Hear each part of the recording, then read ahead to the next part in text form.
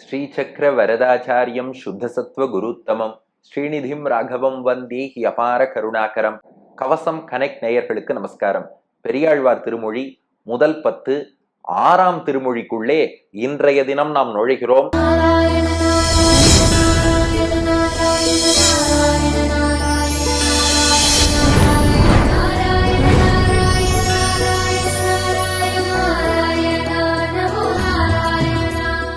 அப்படியே மானசீகமாக புறப்பட்டு ஆயர்பாடியையும் சென்றடைகிறோம். இப்ப நம்ம வீட்டுல இல்ல, ஆபீஸ்ல இல்ல, கார்ல இல்ல, நம்ம செல்போன் முன்னாடி இல்ல, டிவி முன்னாடி இல்ல, லேப்டாப் முன்னாடி இல்ல, நாம் இப்போது ஆயர்பாடியில இருக்கிறோம்.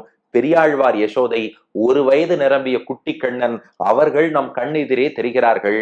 இப்ப பெரியாழ்வார் யசோதை குட்டி கண்ணனை பார்த்து சொல்றா, டேய், எனக்காக எல்லாம் செஞ்சு காமிச்சுட்ட, இந்த சப்பாணி கொட்டுடான்னா. சப்பாணி கொட்டுவதுன்னா ஒரு கை மீது இன்னொரு கையை இப்படி தட்டி தட்டி தட்டி தட்டி குழந்தை கை கொட்டுவது. நம்ம பொதுவா கிளாப் பண்றதுன்னு சொல்றோம் இல்லையா, அது போல குழந்தை கிளாப் பண்ணி விளையாடுறது, கை கொட்டி விளையாடுவதற்குத்தான் சப்பாணி சப்பாணி என்று பெயர். இப்ப பெரியாழ்வார் யசோதை கண்ணன்ட்ட சொன்னாலாம், டேய், ஒரே ஒரு தடவை நாட்டியம் எல்லாம் ஆடின, நாட்டியம் ஆடும்போது கூட நடுவுல கை தட்டாமையே ஆடிட்ட, நீ கை தட்டி பார்க்கணும்னு எனக்கு ஆசையா இருக்கு, ஒரே ஒரு தடவை கை தட்டுன்னா. கண்ணன் பார்த்தான், இது வரைக்கும் நீ சொன்னதெல்லாம் நான் லேசில பண்ணேனா, என்னமோ நீ சொன்னதும் நான் பண்ணிடுற மாதிரி கை கூட்டுன்னு கேட்டா பண்ணிடுவேனா, நீ பாட்டு பாடு பண்றேன்னா. சரிடா, அதுக்கு என்ன, ஒரு பாட்டுன்னு நினைச்சுன்னு ஆரம்பிச்சா நம்மால் தான் இழுத்துருவானே, அதனால அவன் 10 பாட்டு வாங்கிக்க போறான். அதுதான் முதல் 10 6ஆம் திருமொழியில உள்ள 10 பாசுரங்கள். கண்ணனை சப்பாணி கொட்டு சப்பாணி கொட்டு என்று பெரியாழ்வார் யசோதையோடு நாமும் சேர்ந்து பிரார்த்திக்க தயாராகிறோம். முதல் பாசுரம், பெரியாழ்வார் யசோதை கண்ணனை பார்த்து சப்பாணி கொட்ட சொல்றா.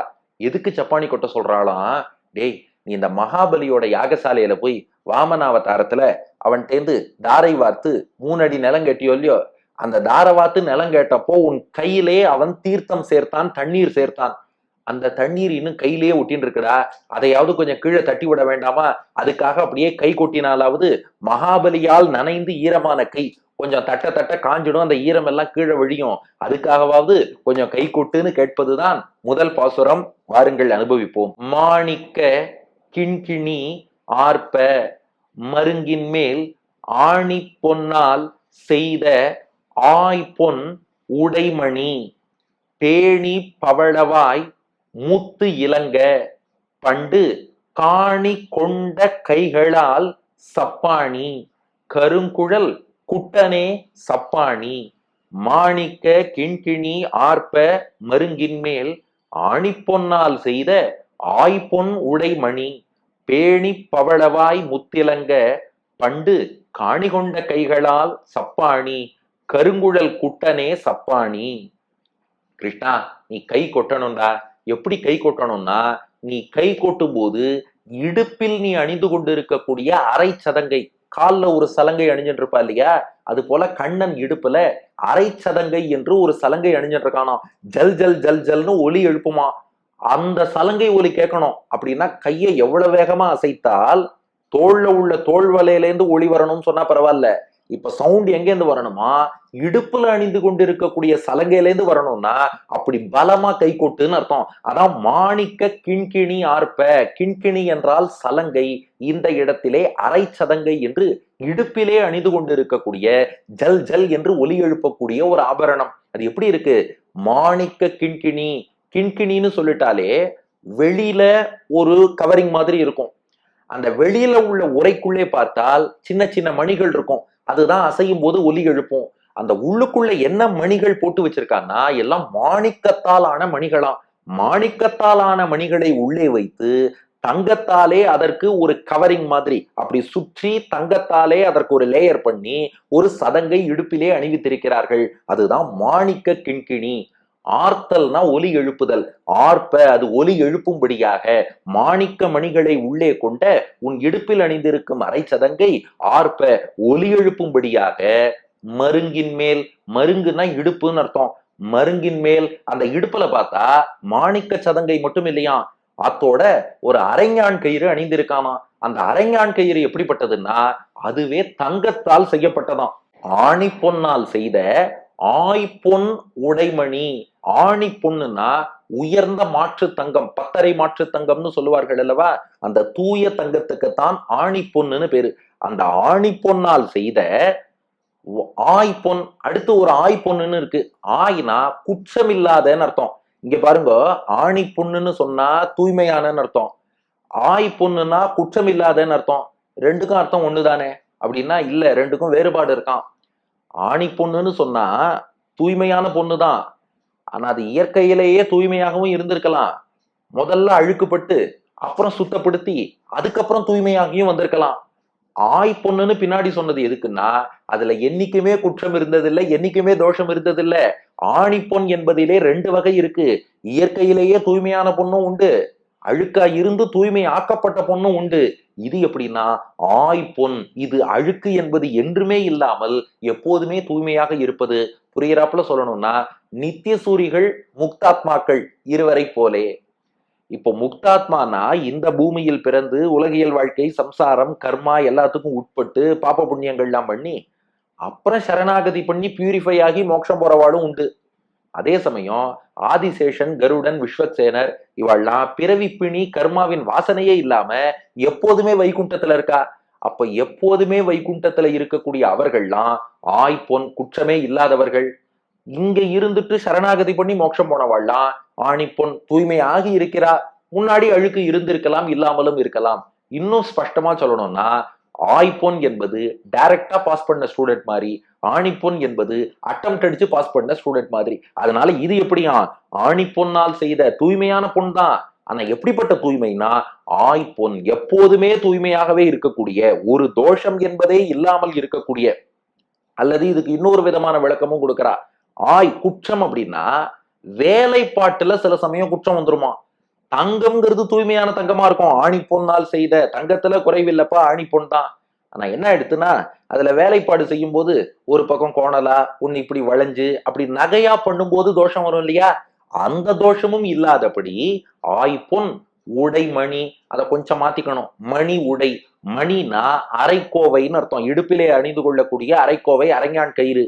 அந்த மணி, அந்த அரஞ்ஞான் கயிறை உடை அப்படின்னா அதை உடையவன் அர்த்தம். அப்ப அதை இடுப்பிலே உடையவன், அணிந்து கொண்டிருப்பவன். அப்ப இடுப்புல பாருங்க 2 லேயர் கண்ணன் அணிஞ்சுட்டு இருக்கான். முதல்ல பார்த்தா மாணிக்க கிண்கிணியார்ப்ப மருங்கின் மேல், இடுப்புல பார்த்தா மாணிக்க கிண்கிணி அரை சதங்கை ஒலி எழுப்பும்படியாக அதையும் அணிந்திருக்கிறான். அத்தோடு தூய்மையான பொன்னாலே குற்றமில்லாத வேலைப்பாட்டோடு செய்யப்பட்டதான அந்த அரைக்கோவை அதையும் அணிந்து கொண்டிருக்கிறான். இந்த ரெண்டும் சேர்ந்து ஆர்ப்ப, எப்படி ஆண்டாள் காசும் பிறப்பும் கலகலப்ப ரெண்டும் சேர்ந்து ஒலி எழுப்பணும்னாலோ அது போல நீ இடுப்புல அணிஞ்சுட்டு இருக்க அரஞ்ஞான் கயிறும் அரை சதங்கையும் ஒன்று சேர்ந்து ஜல் ஜல் ஜல் ஜல் ஜல் ஜல்னு ஒலி எழுப்பணும். அப்படி ஒலி எழுப்பும்படியாக கிருஷ்ணா நீ ஒன்னும் சிரமப்பட வேண்டாம், நாட்டியமெல்லாம் ஆட வேண்டாம், கை கொட்டுடா. எப்படி கை கொட்டணும், பேணி. பேணி அப்படின்னா 2 அர்த்தம். ஒண்ணு, முதல் அர்த்தம் பேணி என்றால் ஆசையோடு விருப்பப்பட்டுன்னு அர்த்தம். ஏதோ நாங்கள்லாம் கேட்கிறோம் நம்ம நேயர்களுக்காக ஏனோ தானோ போனா போறது அப்படியெல்லாம் இல்லை. நீ ஆசைப்பட்டு, ஆஹா நான் கை கொட்டுவதை பார்த்து ரசிக்கிறதுக்காக இவ்வளவு பேர் வந்திருக்காளே, ஆசையோடு பேணி நீ அந்த விருப்பத்தோடு கை கொட்டினாதான் நாங்க ஒத்துப்போம். சும்மா ஏனோ தானோன்னு சரி சரி கேட்டேன் கை தொட்டிட்டேன்னு இப்படி எல்லாம் பண்ணிட்டு போனாலாம் நாங்க ஒத்துக்க மாட்டோம். பேணி விருப்பத்தோடு நீ கை கொட்ட வேண்டும், இது முதல் அர்த்தம். இன்னொரு அர்த்தம் பேணினா பாதுகாப்பாகன்னு அர்த்தம். நம்ம தமிழ்லயே சொல்லுவோம் பேணி பாதுகாத்தார், சொல்றோமா இல்லையா. பேணுதல்னா பாதுகாப்பாகன்னு அர்த்தம். பெரியாழ்வார் யசோதைக்கு திடீர்னு பயம் வந்துருத்தான். இத மணவாள மாமுனிகள் வியாக்கியானத்துல அழகா காட்டுறார். இந்த கைய தட்டினா கண்ணன் கைக்கு வலிக்குமோ, ரொம்ப மென்மையான கையாச்சே, கை தட்டினா வலிச்சுடுமோ, அதனால பேணி கொஞ்சம் பாத்துடா, நான் பாட்டுக்கு இடுப்புல உள்ள சதங்கை வரைக்கும் சத்தம் கேட்கணும்னு அடிக்க சொன்னேன், அதுக்காக நீ வேகமா கை தட்டி உன் கை வலிக்க போறது, வேண்டாம் வேண்டாம் பேணி திருமேனிய நன்னா பார்த்துட்டு உனக்கு வலிக்காம கை தட்டுடா. ஒரு நகைச்சுவையில சொல்றா பாருங்க, சோருக்கு வலிக்காம சுரண்டுன்னு, உன் கைக்கு வலிக்காமல் கை தட்டு பேணி பவளவாய் முத்திலங்க. அத்தோடு எப்படி நீ கை கொட்ட வேண்டும் என்றால், பவளவாய், உன் திருவாய் இருக்கே பவளம் போல் சிவந்திருக்கு, அந்த பவளவாய்க்குள்ளே முத்து இலங்க, முத்து போன்ற பல் இருக்கே, அந்த பல் இலங்க அப்படின்னா அசையன்னு அர்த்தம். அதுக்காக இந்த பல்லுங்கிறது அப்படியே பிசிக்கலா அசையுமா என்று நாம் கேட்போம். இந்த இடத்துல இலங்கை என்பதை அசைதல்னா ஒளி வீசுதல்னு புரிஞ்சுக்கணும். பல்லு அப்படியே பளபள பளபளன்னு டால் அடிச்சு ஒளி வீசணும், அதைத்தான் இலங்கை என்பது குறிக்கிறது. அப்போ பவளவாய், பவளம் போன்ற சிவந்த வாயிலே முத்து இலங்க, முத்து போன்ற பற்கள் பளபள பளபள பளன்னு ஒளி வீசிக்கொண்டே விளங்க வேண்டும். அப்படி பற்கள் விளங்கும்படியாக உன் கையை தட்டு. எதற்காகன்னா, பண்டு முன்னொரு சமயம் காணி கொண்ட கைகளால் சப்பாணி. காணினா பூமின்னு அர்த்தம். பாரதியார் காணி நிலம் வேண்டும் பராசக்தின்னு எழுதினார் இல்லையா? காணினா பூமின்னு அர்த்தம். பண்டு முன்னொரு சமயம் மகாபலி கிட்ட போய் காணி கொண்ட, காணி நிலம் வேண்டும் என்று, 3 அடி நிலம் வேண்டும் என்று யாச்சகம் கேட்ட. அவனு தன் கிண்டி தீர்த்தத்தால தாரை வார்த்து கொடுத்துட்டான். அவன் தேர்ந்து வாங்கினாயே அந்த ஜலம், அது இன்னும் கையிலேயே தான்ப்பா ஒட்டின்னு இருக்கு. அதை தட்டி விட மாட்டியா? இவர் என்ன பண்ணிட்டார், கை காயறதுக்கு முன்னாடி வலது திருவடியால் மண்ணுலகத்தை அளக்கிறேன், இடது திருவடியால் விண்ணுலகத்தை அளக்கிறேன், எல்லாத்தையும் அளந்து அப்புறம் 3வது அடியை எங்க வைக்கிறதுன்னு கேட்டு மகாபலியை சிறைபிடிச்சு எவ்வளவோ பண்ண. ஏண்டா கை நனைஞ்சிருக்கே, அதை தொடச்சுக்கணும்னு தோணலையா? கை ஈரமா இருந்தா அப்புறம் சளி பிடிச்சிடாதா குட்டி கண்ணனுக்கு? ஏன்னா சொல்றா இல்லையா, குழந்தைகள் தண்ணீர்ல விளையாடினா ரொம்ப நேரம் கையை தண்ணீரில் நீட்டாதே, அப்புறம் உனக்கு சில்னஸ் ஒத்துக்காது, சளி பிடிச்சிரும். பெரியாழ்வார் யசோதை சொல்றா, அந்த கையில இன்னும் அந்த தீர்த்தம் ஒட்டிண்டு அந்த கூல்னஸ், அந்த குளிர் தாங்காமல் உனக்கு எங்கேயாவது சளி பிடிச்சி ஜுரம் வந்தா நான் என்ன பண்றது? வேண்டாம், முதல்ல கையை நல்லா தட்டு. கையை தட்டினா அந்த தீர்த்தமும் போயிடும், நீ சப்பானி கொட்டினதா நாங்களும் ரசிப்போம். அதனால காணி கொண்ட கைகளால், அந்த கைகளாலே சப்பானி, நன்றாக சப்பானி கொட்டுடா. அதுவும் நீ சப்பானி கொட்டும் போது கரும் குழல், உன் கருத்த கூந்தல் கேசபாசம் இருக்கே அது அப்படியே அசையணும். நீ சப்பானி கொட்ட கொட்ட உன்னுடைய கூந்தல் அசைய அசைய கருங்குழல் குட்டனே. குட்டன்னா குட்டி பையன் அர்த்தம். அந்த சிறுவனுக்குரிய லட்சணங்களோடு, இப்போ உலகத்தெல்லாம் அளந்தவன்னு சொன்னதுனால உலகளந்த பெருமாளுடைய ஸ்டைல்ல சப்பானி கொட்டக்கூடாது.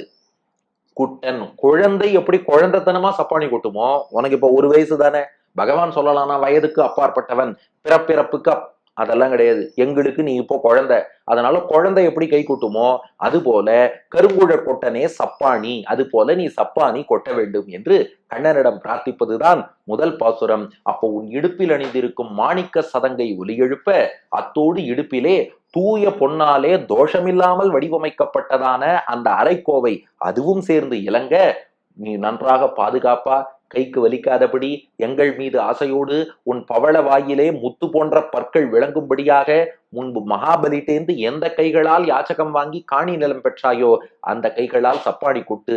கருத்த கேசம் கொண்ட குட்டி கண்ணா சப்பானி கொட்டு. மாணிக்க கிண்கிணி ஆர்ப்ப மருங்கின் மேல் ஆணி பொன்னால் செய்த ஆய்பொன் உடைமணி பேணி பவளவாய் முத்திலங்க பண்டு காணி கொண்ட கைகளால் சப்பானி கருங்குழல் குட்டனே சப்பானி. இதற்கு அடியேன் வழங்கும் ஆங்கில வடிவம். With the jingling sound of your ruby ornament on your waist and the golden waist girdle, and with your shining teeth shining as pearls from your coral lips, O Krishna, dance carefully and clap your hands, O the Lord that received land as alms from Mahabali, clap your hands, O the Lord with dark hair, my small child, clap your hands, clap your hands என்பது இதற்கான ஆங்கில வடிவம். இனி இதற்கு அடுத்த பாசுரம். ஒரு பாட்டுல நம்மால் ஒத்துப்பானா? இவன் தான் எதா இருந்தாலும் 10 பாட்டுக்கு இழுக்கிற ஆளாச்சே. கண்ணன் சொன்னானா, எம்மா உனக்கு விஷயம் தெரியாதா, அதெல்லாம் எப்பவோ காஞ்சி போச்சு. மகாபலி கிட்ட இருந்து யாச்சகம் வாங்கினது உண்மைதான், நானா கையலம்பலங்கிறது உண்மைதான். ஆனால் அந்த தீர்த்தம் எப்போதோ காய்ந்து போய் விட்டது, இனி துடைத்துக் கொள்ள வேண்டிய தேவையே இல்லை, இதனால சளி பிடிக்காது, இதுக்காகலாம் நான் சப்பானி கொட்டணுமான்னு கேட்டான். பெரியாழ்வார் யசோதை பார்த்தா, சரிதான், நீ வழக்கு பண்ணணும்னு முடிவு எடுத்துட்ட, சரி நானும் வழக்கு பண்றேன். அடுத்த பாசுரத்துல வேறொரு காரணம் சொல்லி சப்பானி கொட்ட சொல்ல போறா. அடுத்த பகுதியில் நாமும் சேர்ந்து பிரார்த்திப்போமா? பெரியாழ்வார் திருவடிகளே சரணம்.